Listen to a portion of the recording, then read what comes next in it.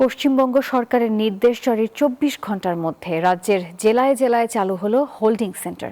এরই মধ্যে ২টি আটক কেন্দ্রে অনুপ্রবেশকারী সন্দেহে আটক করা হয়েছে ১২ বাংলাদেশিকে।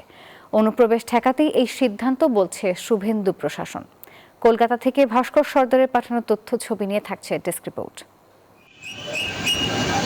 সীমান্তে কড়াকড়ি নজরদারি বাড়ানো আর নতুন সংযোজন হোল্ডিং সেন্টার। বাংলাদেশি বা রোহিঙ্গা সন্দেহে আটক ব্যক্তিদের অস্থায়ীভাবে রাখতেই পশ্চিমবঙ্গের প্রতিটি জেলায় তৈরি হচ্ছে বিশেষ আটক কেন্দ্র। বসুন্ধরা টিস্যু, অশুদ্ধতার বিরুদ্ধে এক বিন্দুও ছাড় নয়।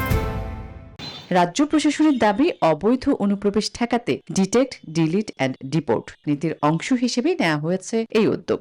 পরিচয় যাচাই শেষ না হওয়া পর্যন্ত সন্দেহভাজনদের রাখা হবে এসব কেন্দ্রে। নির্দেশ জারির ২৪ ঘন্টার মধ্যেই মুর্শিদাবাদ ও মালদায় চালু হয়েছে দুটি হোল্ডিং সেন্টার। সেখানে বাংলাদেশি সন্দেহে আটক করা হয়েছে ১২ জনকে। প্রশাসনের দাবি, তাদের মধ্যে কয়েকজনের বিরুদ্ধে অবৈধ অনুপ্রবেশের প্রাথমিক তথ্য মিলেছে।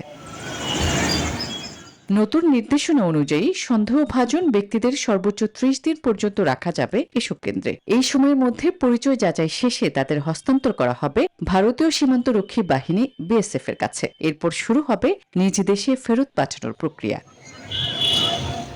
Desk report, news 24।